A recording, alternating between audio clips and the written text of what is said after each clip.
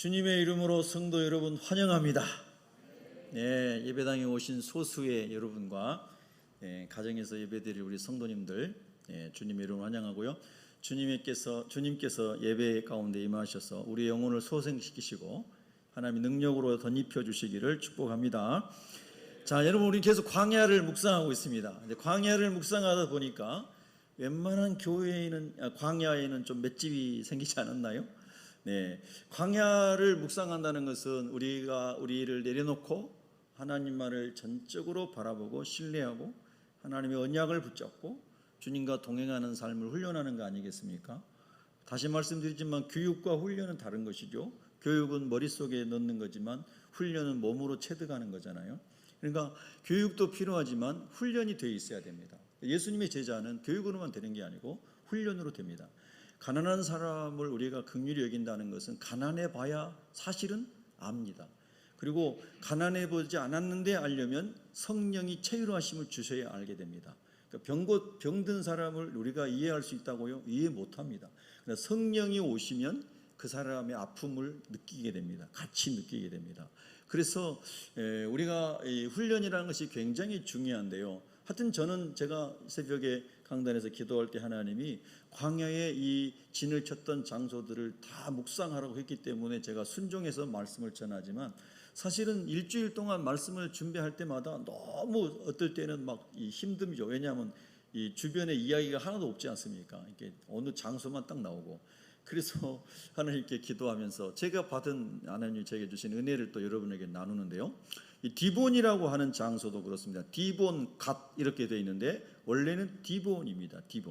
디본이라고 하는 곳이 오늘날에는 여러분 주보에 실어드린 것처럼 디반이라고 하는 요르단 땅인 것이죠. 당시 모압 땅에 있는 그런 이제 성읍이었습니다. 근데 뒤에 갓이라고 하는 이름이 붙었죠. 갓은 갓지파할 때 갓입니다. 갓이란 말은 행운이라는 뜻이 있는데 성경에 보면은 모세가 르본 지파에게 이 땅을 나중에 주었는데 나중에 각 지파가 더 힘을 얻으면서 갓 지파가 이 지역을 소유하게 됐습니다. 그래서 디본 갓이라고 하는 이름이 붙은 것이죠. 그러니까 적어도 이 광야를 지나갈 때 그들에게 있어서 그 의미는 디본이었습니다. 그래서 이 말씀을 보면 야윈, 수척함, 애타게 그리워함, 기운이 없어짐. 그래서 제가 기운이 빠짐 이렇게 여러분 주부의 가로에 이렇게 실었습니다. 자, 그럼 왜 이런 일이 디본에서 일어났을까요? 우리가 지난번에 말씀 묵상한 것처럼 이의 아와림, 폐허의 무더기, 죽은 자들의 무덤 이런 것으로 상징할 수 있는 1세대 광야 1세대 사람들이 다 하나님의 심판을 받아서 징벌을 받아 멸망했던 아픔이 있었다는 것이죠. 그런데 그 아픔이 여러분 금방 사라지나요? 예, 아무리 그들의 부모 세대들이 하나님의 말씀 불순종하고 하나님의 공의가 이루어지기 위해서 하나님의 공의의 심판으로 죽었다 하더라도 그들 자손들의 입장에서 볼 때는 매우 슬픈 일 아니겠습니까? 우리 부모님들이 끝까지 신앙을 잘 지켜서 여호수아 갈렙처럼 끝까지 하나님 편에 서서 하나님을 신뢰하고 나갔으면 얼마나 좋았을까? 여호수아 갈렙 같은 우리 윗세대 부모들도 계신데 왜 우리 아버지 어머니는 신앙을 지키지 못하고 광야에서 죽어야만 했을까? 뭐 이런저런 많은 생각이 있지 않겠어요? 그렇죠? 저희 아버님 생각이 문득 떠오르는데요. 저희 아버님은 집사님이셨거든요. 교회에서 재정을 맡아보셨죠. 시골 교회에 글귀 아는 사람이 많지 않았기 때문에 저희 아버지는 중학교까지 공부를 했기 때문에 교회에서 재정 집사님을 했습니다. 그래서 늘 집에 오시면은 숙판을 가지고 이렇게 하셔가지고 재정을 하는 걸 제가 이렇게 봤습니다. 그런데 저희 아버님이 참 열심으로 교회를 섬기고 주님의 종들을 전도사님들이 이제 담임을 하셨는데 시골에 잘 섬기셨는데 제 기억 속에 아버님께서 하신 말씀 중에 좀 귀에 거슬리고 마음이 불편한 말이 있었어요. 항상 그런 건 아니었지만 이제 그게 뭐였냐면 전도사님께서 이 구변이 좀 약하다 이런 말씀을 이제 하시는 거예요. 이제 강인수 전도사님이라고 남자 전도사님이셨는데 그분이 이제 우리 섬마을에 오셔서 그 전기도 안 들어오는 그 옛날에 말이죠. 염소를 키우고 이래서 젖을 짜가지고 팔아서 아이들을 먹여주고 참 사랑이 많으신 분이었어요. 여름에 이렇게 더운 날에는 수박을 많이 사가지고 면 사무소까지 우리 동네에서 한 5km 이상 되는데 자전거에다 싣고 가서 면 사무소 직원들을 전도하는 분이었어요. 그리고 또 저 마을에 거기도 한 5, 6km 떨어진 마을에 교회가 없는 동네에 가서 거기서 전도를 해서 거기다 교회를 우리 당산교회 지교회를 개척한 분이에요. 그러니까 복음에 아주 열심히 있고 사랑이 충만하고 너무 훌륭한 전도사님이셨는데 구변이 약해요. 그러니까 설교를 하실 때마다 우리 아버지가 들으실 때는 너무 좀 답답하다 이렇게 느끼셨나 봐요. 아버지도 사람이니까. 예. 그래서 집에 오셔서 우리 강전도사님은 말씀을 좀 이렇게 시원시원하게 잘 못하신다고 그런 말씀을 하시는 걸 제가 어린 시절에 들으면서 굉장히 불편했어요. 아니 우리 아버지는 왜 다 잘하시면서 전도사님을 비판하고 계시지? 이런 마음이 저는 어렸을 때 아주 죄송해요. 순수하단 말이 인간의 생각으로 하나님 볼 때 더러운 거예요. 그래서 우리 아버지는 저런 말씀 안 하시면 좋겠다. 제가 한두 번 들었어요. 그리고 아버지에 대해서 제가 잘 몰라요. 아버지가 어렸을 때부터 고생하고 외국에 가서 중국에 만주에 가서 돈 벌어 오셔서 할아버지 없는 집을 이렇게 살림을 하시고 6,000평의 땅을 일구시고 바다를 막아서 염전을 만드시고 굉장히 개척자적인 삶을 사셨다는 것은 제가 알아요. 들어서 알고 이렇게 아는데, 그런데 이제 뭐 어떻게 다른 편에서 살아오셨는지 잘 몰라요. 그런데 저희 아버님 제가 여러 번 간증드린 것처럼 갑자기 주사 잘못 맞아서 쇼크사로 돌아가셨잖아요. 예, 아침에 뭐 귀가 좀 아프시다 그래가지고 이 면사무소 출근길에 약방에 가서 주사를 맞았는데 주사를 잘못 맞아서 현장에서 즉사하셨어요. 근데 시골에서 뭐 그런 일이 일어나면은 뭐 거의 그냥 죽는 거죠. 그런데 제가 나중에 이런 이야기를 들었어요. 저희 막내 고모님이, 저희 아버님이 이제 장남이고 밑에 남동생이 바로 밑에 있고 그 밑에 여동생이 2명이 있어요. 저희 고모님 2분은 지금도 살아계시는데 이제 80 후반 이렇게 되셨는데 막내 고모님이 해남에 사시는데, 해남 땅끝마을 해남 아시죠? 해남 쪽에 사시는데 아버지께서 돌아가시기 40일 전에 그 막내 고모님 집에서 아버지 형제들이 모였다는 거예요. 그 아버지 형제들이 모였는데 제가 전에 들은 이야기입니다. 웬일인지 모르겠는데 그때 형제들이 가정 예배를 드리면서 우리 아버지가 통곡을 하면서 회개를 막 얼마나 많이 했는지 모른대요. 통곡을 하면서.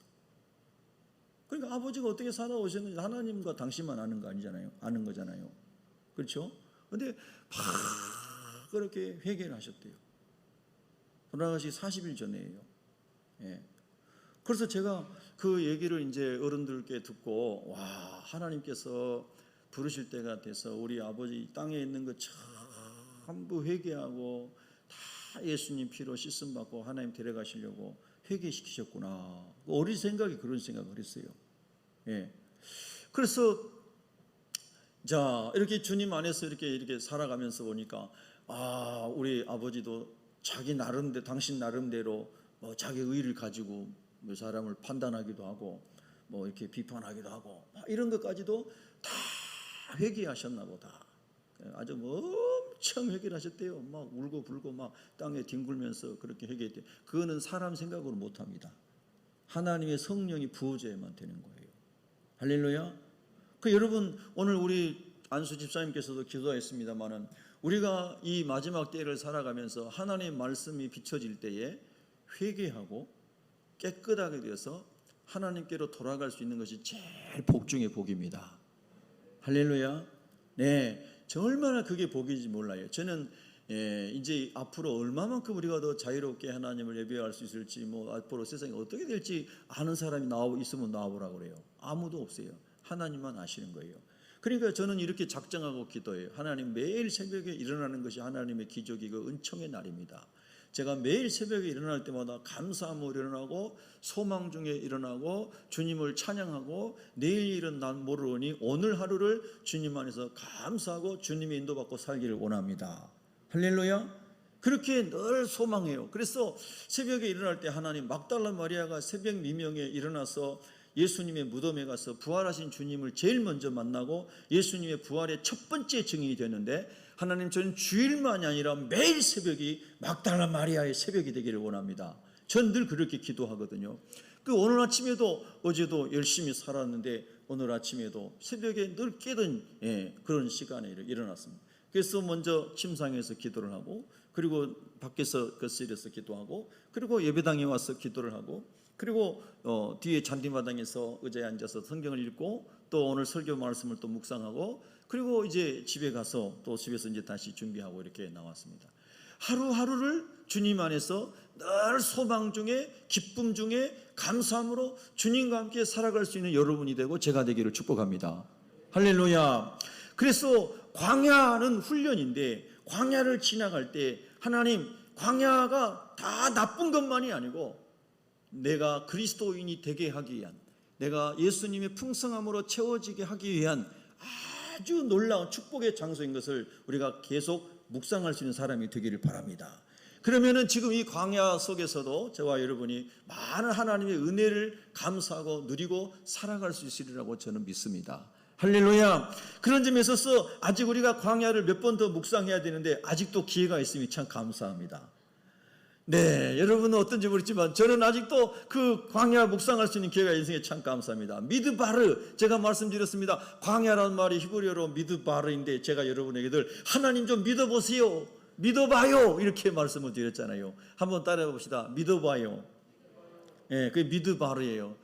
그 헬라어로 에레모스라고 하는 이 광야는 우리에게 굉장히 영적으로 유익한 거예요, 사실은요. 자, 오늘 본문을 우리가 묵상해 볼까요? 자, 1세대들이 광야에서 불순종 가운데, 불신앙 가운데 하나님을 대적하고 지도자를 대적하다가 거기서 죽었는데, 그 다음 세대들이 그의 부모들의 죽음 앞에서 너무나 마음이 아팠을 거라는 거예요. 신앙이 무너진 것 때문에 아팠을 것이고, 육신의 부모와 거기서 아주 안타깝게도 이제 헤어져야 되는, 뭐 즐거움 이런 게 아니잖아요. 거기서 오는 엄청난 이 상한 마음이, 상실감이 느껴졌을 거라는 거예요. 그래서 밥도 먹히지 않고 입맛도 떨어지고 그랬을 거예요. 여러분 혹시 입맛 떨어지고 밥맛 없는 분 계세요?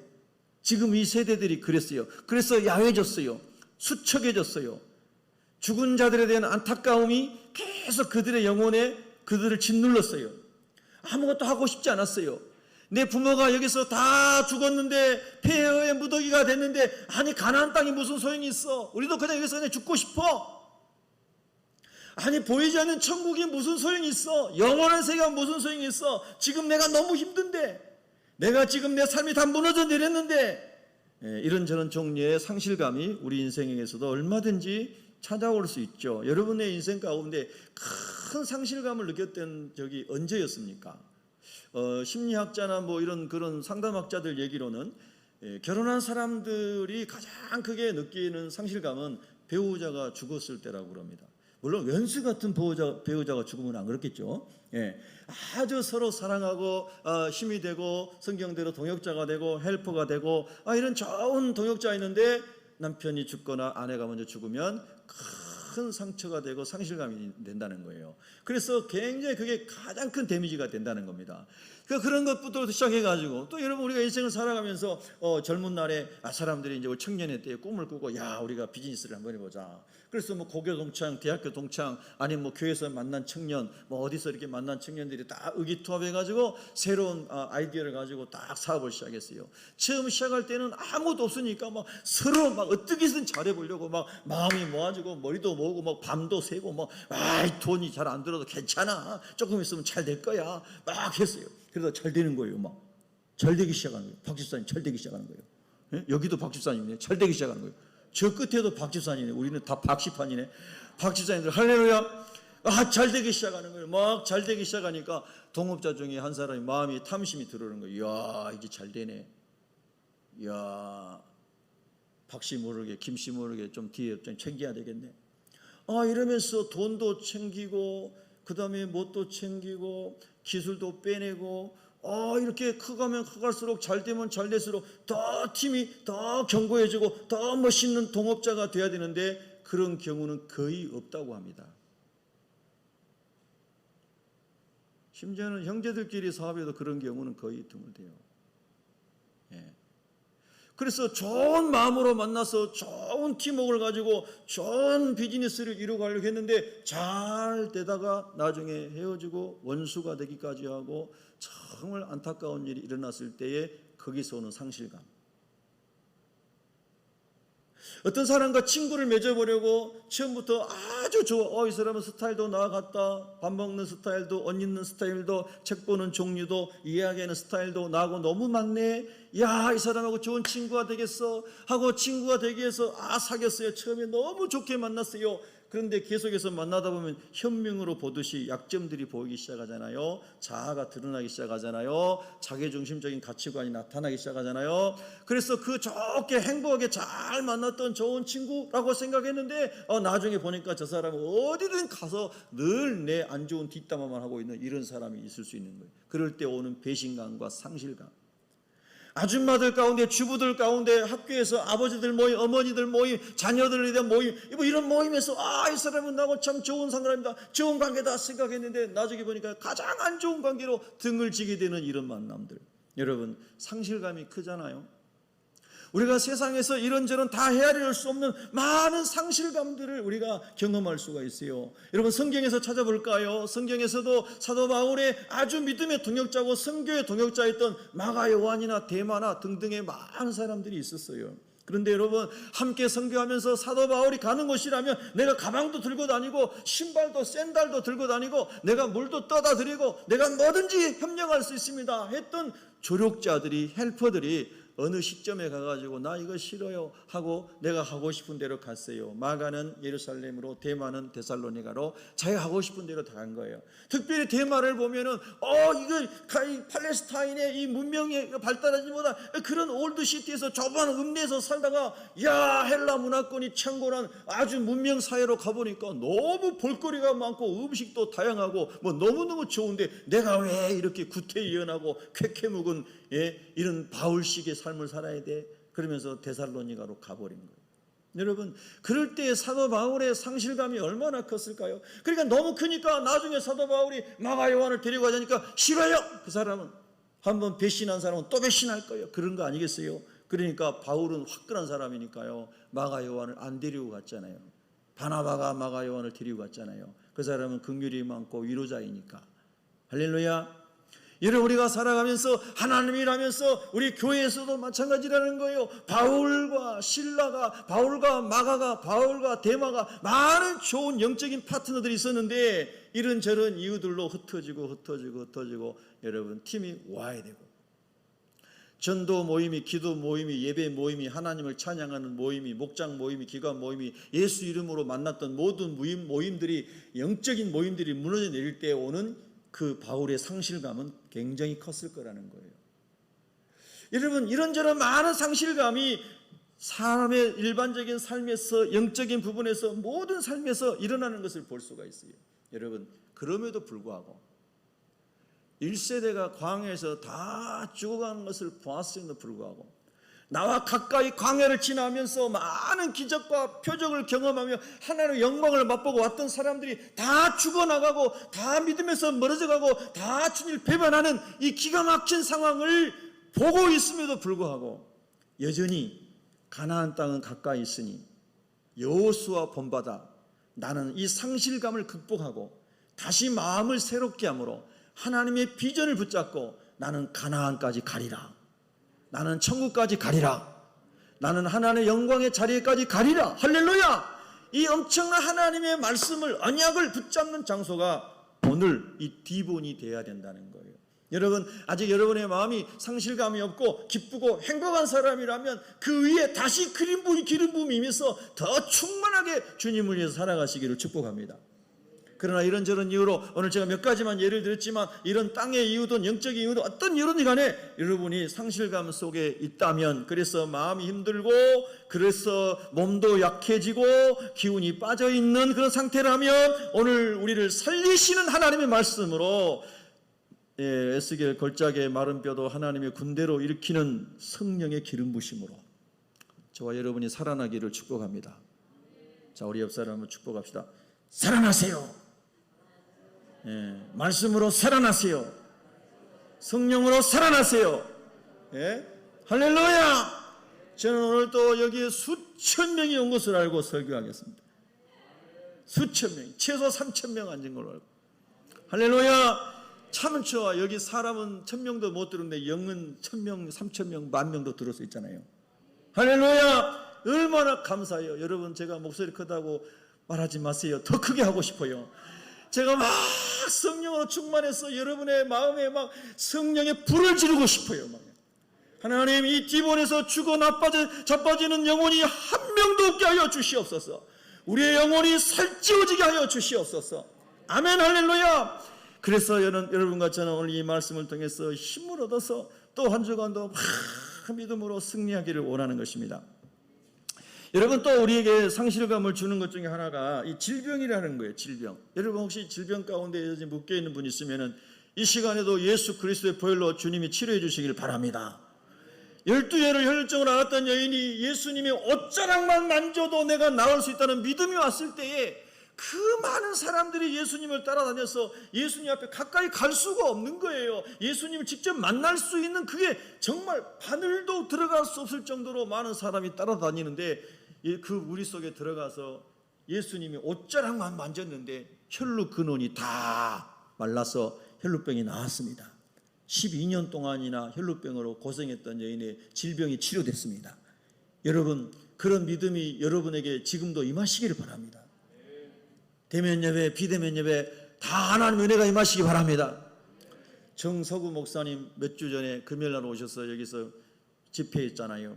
그리고 병든 사람들 앞에 나와서 기도 받으래서 기도 5분인가 몇 분인가 안수기도 받았는데 그 중에 한 분이 다 나았다고 여러분 감사 헌금하고 하나님 앞에 얼마나 영광을 돌리는지 아세요?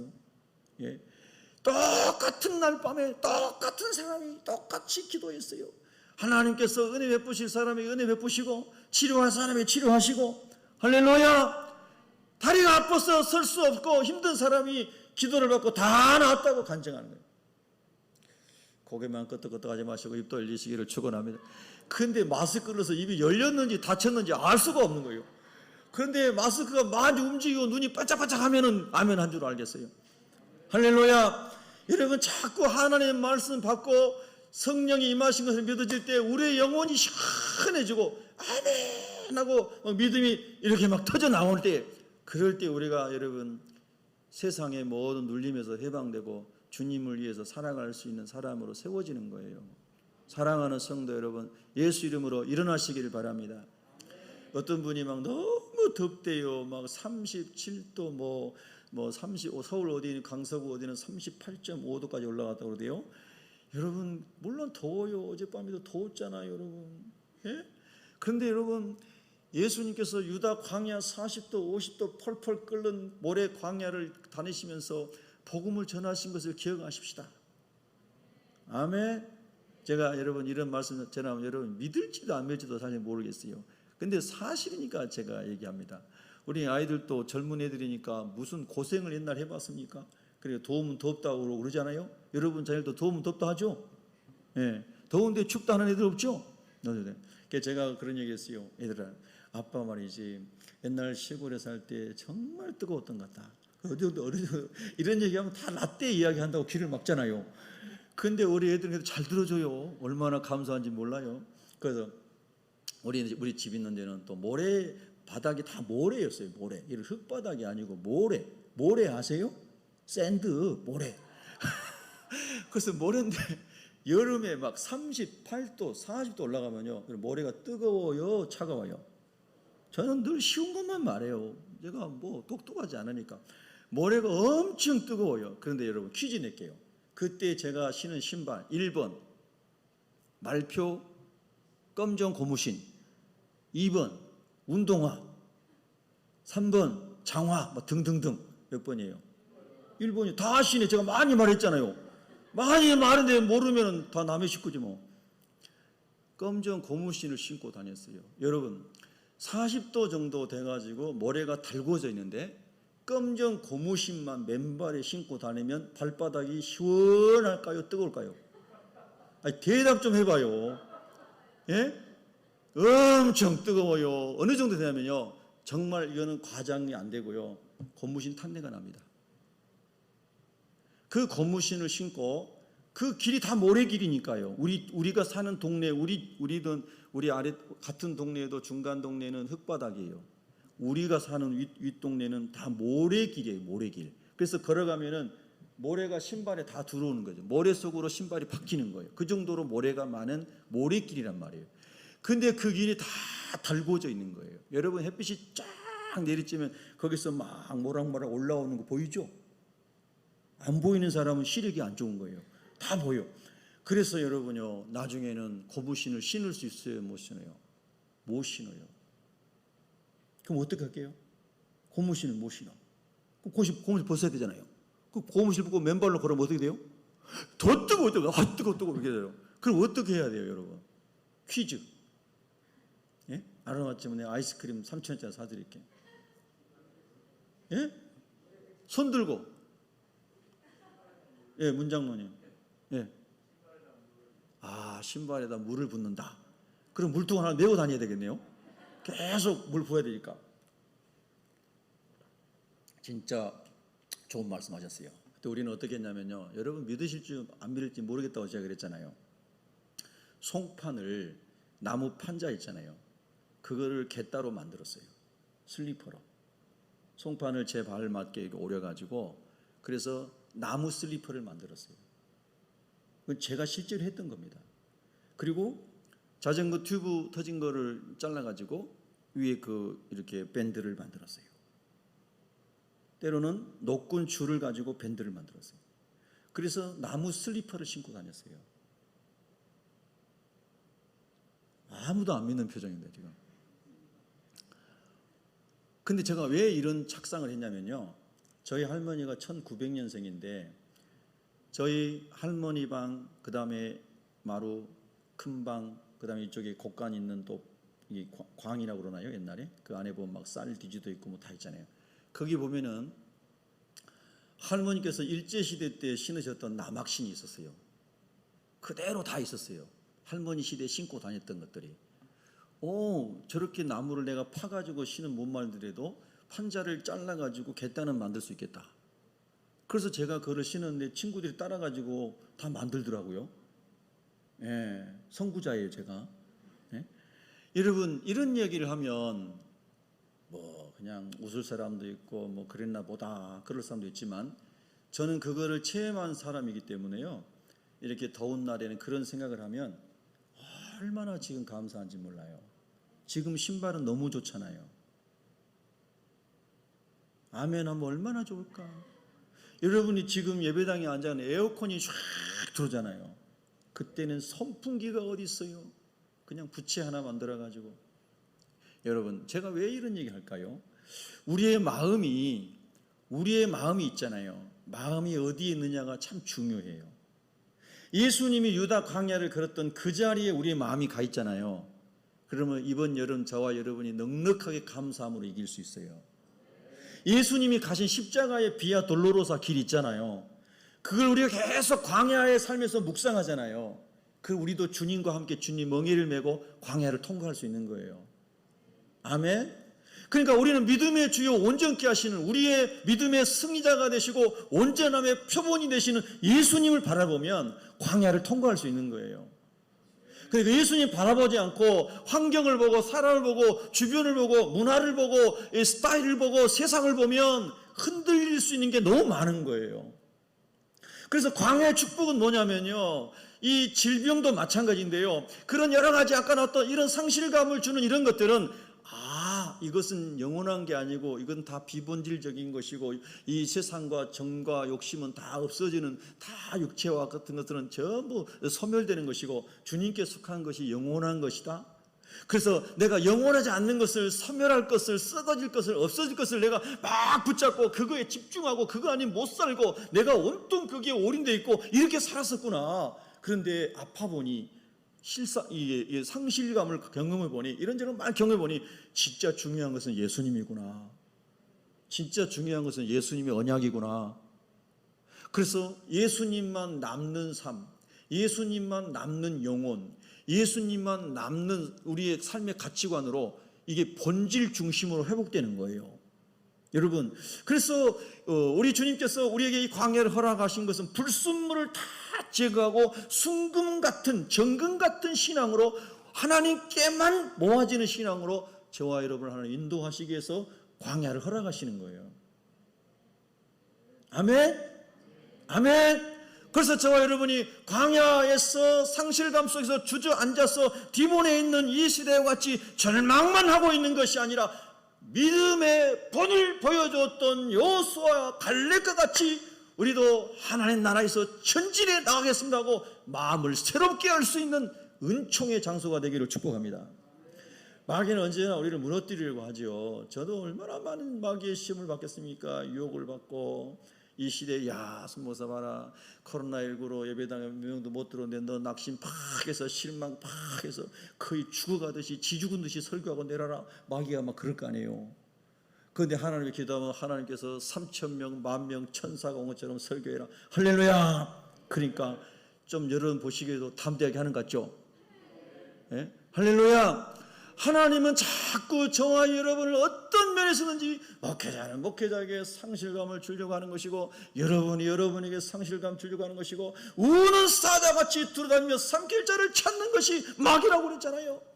그런데 우리 하나님은 어찌하든지 살려내시려고 여러분을 살리시려고 아멘 여러분을 살리시려고 예? 아멘 지금도 찾아오셔서 만나주시고 말씀하시는 분이 성령님이시고 하나님이신 겁니다. 여러분 이 말씀 기억하시죠? 베드로가 예수님께 사명을 받을 때 예수님께서 네가 젊어서는 네 마음대로 띠뛰고 네가 마음대로 멀게 살지만 네가 나중에는 그렇게 안 되고 성령에 매여서 살아서 그런 성령에 매여서 순교하고 이런 말씀들을 하시는 거 아니겠어요? 그러니까 베드로가 옆에 있는 자기 절친인 사도 요한을 가리키면서 예수님 요한은 어떻게 돼요? 하고 물어봤어요. 여러분 옆 사람 가리키면서 예수님 박 집사님은 어떻게 돼요? 하고 물어보세요. 옆 사람한테 저보지 마시고 노 집사님은 노 권사님은 어떻게 돼요? 뭐 우리 신랑은 어떻게 돼요? 문장로님은 어떻게 돼요? 막 물어보세요, 여러분요.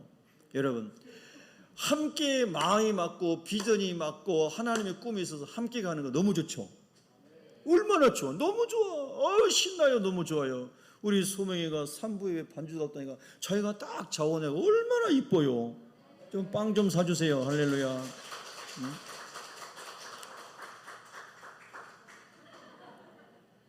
얼마나 이뻐. 아유 너무 이뻐요. 진짜 누구 딸인지 진짜 잘났어요. 예, 이뻐 죽겠어요. 예? 예? 우리 소희는 질투를 넘어섰어요. 할렐루야. 일단 나이 차이가 많이 나요. 자, 여러분 보세요. 하나님 앞에 부름받고 하나님께 쓰임받은 사람은 너무 행복하고 좋은데요. 우리가 이렇게 오늘 또 이렇게 만나서 야 내가 저 사람하고 좋은 팀이야. 난 저 사람하고 기도하는 기도 짝이야. 얼마나 좋아. 나는 저 사람하고 전도하는 전도 짝이야. 얼마나 좋아. 야 오늘 막달라 마리아 먹자. 우리 특송한데 우리는 단짝이야. 얼마나 좋아. 좋죠. 할렐루야. 그런데요 여러분 맞아요. 좋은 거예요. 그런데 어느 날 어느 때에 하나님의 주권과 섭리 가운데서 베드로야 너는 너가 가야 할 곳이 있다. 요한아 너는 너가 가야 할 곳이 있다. 그래서 요한은 소아시아를 중심으로 베드로는 로마에서 순교하기까지 전혀 다른 지역으로 다른 민족과 방향으로 가서 주님의 일을 감당하고 주님 앞에 갔잖아요.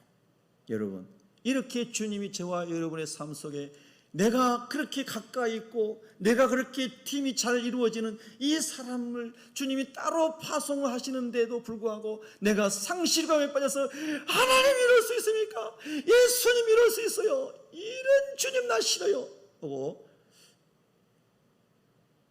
도망가는 사람 우리 교회는 한 명도 없을 것 같아요. 할렐루야. 여러분 예수님 안에서 여러분의 길을 갈 수 있는 사람이 되기를 바랍니다. 그러니까 어떤 문제가 생겨도 나는 영적으로 상실감을 경험하는 사람이 아니라 하나님의 비전을 붙잡고 부르심의 소망을 따라 끝까지 여호수아 갈렙처럼 천성을 향하여 달려가겠습니다. 이 마음이 부어진 사람이 신앙 독립을 선언한 사람입니다. 우리 한번 고백합시다. 신앙 독립합시다. 예, 신앙 독립, 신앙 자립을 해야 되는 거예요. 그리고 하나님께서 맡겨주실 때, 붙여주실 때 언제든지 감사합니다, 감사합니다, 감사합니다, 감사합니다 하면서 주님의 의를 함께 이루어 나가는 그런 사람들이 되기를 예수 이름으로 축원합니다. 자, 사도 바울은 그래서 우리의 약함, 상실감 이런 것들을 어떻게 그는 해석했는가 하면 고린도후서 12장 7절 이하에 보면은, 시간이 없으니까 제가 중간으로 넘어가겠습니다. 나에게 이르시기를 내 은혜가 내게 족하도다, 내 능력이 약한 데서 온전하여 짐이라 하신지라. 그러므로 도리어 크게 기뻐함으로 나의 여러 약한 것들에 대하여 자랑하리니 이는 그리스도의 능력이 내게 머물게 하려 함이라. 할렐루야. 우리 한번 믿음으로 따라해 봅시다. 나의 여러 약한 것들에 대하여 자랑하리니. 사실 저 자신부터 약한 것을 자랑하기는 쉽지 않아요. 약점을 자랑한다는 게 어렵습니다. 그런데 사도 바울은 예수님을 드러내고 예수님의 강함이 내 안에 역사하기 위해서 나의 약함을 내가 자랑하고 그리스도의 능력이 내 안에 머물기를 원합니다. 그렇게 말씀하고 있는 거예요. 여러분, 그렇습니다. 우리가 이 바울이 받았던 은혜가 우리에게 다시 부어지기를 소망합니다. 고린도후서 12장 10절에 그러므로 내가 그리스도를 위하여 약한 것들과 능력과 궁핍과 박해와 곤고를 기뻐하노니, 그리스도를 위하여 기뻐하노니 이는 내가 약한 그때에 강함이라. 할렐루야. 로마서 8장 35절에 보면 누가 우리를 그리스도의 사랑에서 끊으리요, 환난이나 공고나 박해나 기근이나 적신이나 위험이나 칼이랴. 어떠한 것도 그리스도의 사랑에서 여러분을 끊을 수 없는 것이 믿어지셔야 됩니다. 믿어지시면 아멘 하시기 바랍니다. 아멘입니까? 그런 사람들은 기본에서 상실감에 젖어서 죽어가는 사람이 아니고 하나님의 비전으로 일어나고 그리스도 안에서 더 강해지고 그리스도가 내 안에서 더 드러나기를 소원하는 사람으로 하나님의 전신갑주를 입게 되는 주님의 용사로 하나님이 무장시켜 주실 줄로 믿습니다. 그래서 로마서 8장 37절에 그러나 이 모든 일에 우리를 사랑하시는 이로 말미암아 우리가 넉넉히 이기느니라. 그런데 여러분도 저도 넉넉하게 이기기를 주의 이름으로 축원합니다. 넉넉하게 이겨야 됩니다. 여러분, 이제 한 가지만 제가 말씀드리고 이제 마치겠습니다. 예수님 어려운 일이 왔을 때에 상실감이 느껴질 때 더 예수님만 발견되고 예수님을 더 붙잡고 예수님과 함께하는 삶으로 인도받아야 된다라고 하는 것을 제가 말씀을 드렸습니다. 그래서 우리의 약함 속에서 예수님이 강함이 되는 것을 경험해야 된다고 말씀을 드린 겁니다. 또 하나 여러분 말씀드립니다. 고린도전서 15장 35절에 보면은 누가 묻기를 죽은 자들이 어떻게 다시 살아나며 어떠한 몸으로 오느냐 하리니 어리석은 자여 네가 뿌리는 씨가 죽지 않으면 살아나지 못하겠고 네가 뿌리는 것은 장래 형체를 뿌리는 것이 아니요 다만 밀이나 다른 것의 알맹이뿐이로되 하나님이 그 뜻대로 그에게 형체를 주시되 각 종자에게 형체를 주시느니라. 여러분, 부활장이 고린도전서 15장이거든요. 여러분이 집에 가셔서 35절부터 끝까지 한번 또 읽어보시기 바랍니다. 이 말씀을 사도 바울이 말씀하면서 영적인 부활의 몸, 주님 앞에 영광스러운 몸으로 서게 될 미래, 이 하나님의 언약을 붙잡았기 때문에 자기 자신의 육신의 질병과 연약함과 모든 환난과 핍박과 곤고함 이런 모든 것을 그리스도의 능력으로 언약으로 다 이겼습니다. 이렇게 간증하고 있는 줄로 믿습니다. 그래서 여러분, 이 고린도전서 15장 이제 마지막 부분에 보면은 51절부터 제가 읽어드릴게요. 보라, 내가 너희에게 비밀을 말하노니 우리가 다 잠잘 것이 아니요 마지막 나팔의 순식간에 호련히 다 변화되리니 나팔 소리가 나며 죽은 자들이 썩지 아니할 것으로 다시 살아나고 우리도 변화되리라. 이 썩을 것이 반드시 썩지 아니할 것을 입겠고 이 죽을 것이 죽지 아니함을 입으리로다. 아멘. 여러분도 예수님 안에서 부활할 것을 믿으시죠? 그 부활이 영광스러운 부활이 되기를 주의 이름으로 축원합니다. 복음을 많이 심고 복음을 많이 뿌리고 의의 열매를 많이 맺어서 저와 여러분이 주님 앞에 섰을 때 불 가운데서 구원받는 부끄러운 구원이 아니라 주님께 칭찬받고 영광 가운데 설 수 있기를 진심으로 축복합니다. 그러므로 고린도전서 15장 57절에 우리 주 예수 그리스도로 말미암아 우리에게 승리를 주시는 하나님께 감사하노니 그러므로 내 사랑하는 형제들아 견실하며 흔들리지 말고 항상 주의 일에 더욱 힘쓰는 자들이 되라. 견실하며 stand firm, 견고하게 서라. 견실하며 흔들리지 말라. 흔들리지 말라. 여러분, 예수 그리스도 안에서 하나님께서 저와 여러분을 하나님의 언약 안에 견고히 세워주시기를 축원합니다. 항상 주의 일에 더욱 힘쓰는 자들이 되라. 이 사람이 승리자입니다. 상실감을 극복하고 말씀과 성령으로 그리스도의 언약으로 저와 여러분이 재무장돼서 열심으로 일어나서 천국을 향하여 전진해 나가기를 주의 이름으로 축원합니다. 기도하겠습니다.